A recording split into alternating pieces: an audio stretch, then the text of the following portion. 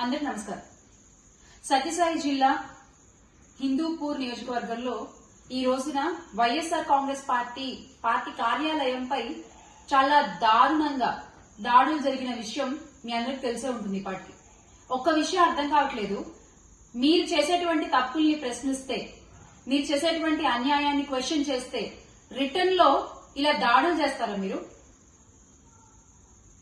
నందమూరి బాలకృష్ణ గారు గౌరవ ఎమ్మెల్యేగా ఉన్నారు అక్కడ హిందూపూర్ లో. మరి ఆయన అనుచరులు ఈ రోజున పార్టీ కార్యాలయంపై అక్కడ వైఎస్ఆర్సీపీ హిందూపూర్ ఇన్ఛార్జ్ గా ఉన్న దీపికా రెడ్డి గారు లేని సమయం చూసుకుని కార్యాలయంపై దాడి చేసి అక్కడ అద్దాలు పగలగొట్టి, టేబుల్ పగలగొట్టి, అక్కడ పనిచేసే ఒక అతనికి తలకి ఎంత పెద్ద గాయమైంది.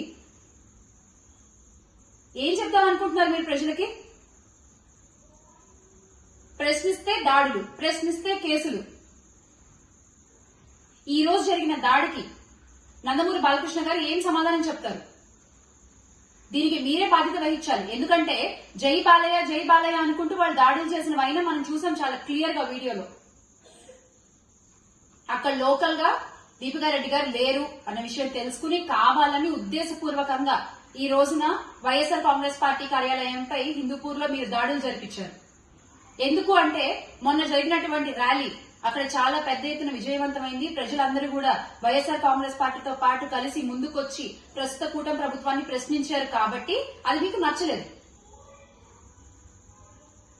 ఇంకెన్నాళ్ళు ఇలా క్వశ్చన్ చేస్తే కేసులు, క్వశ్చన్ చేస్తే దాడులు చేస్తూ ఉంటారండి? నాకు అర్థం కాదు.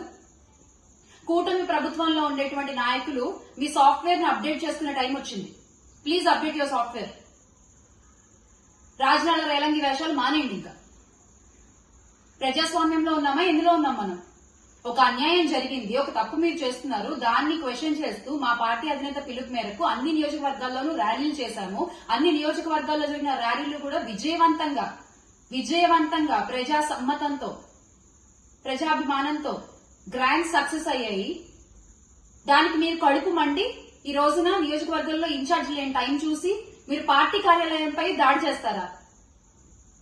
అంటే వెనకాల చూసుకునే వాళ్ళు ఉన్నారు కదా, కొండంత అండగా ఉన్నారు కదా అని ధైర్యమా?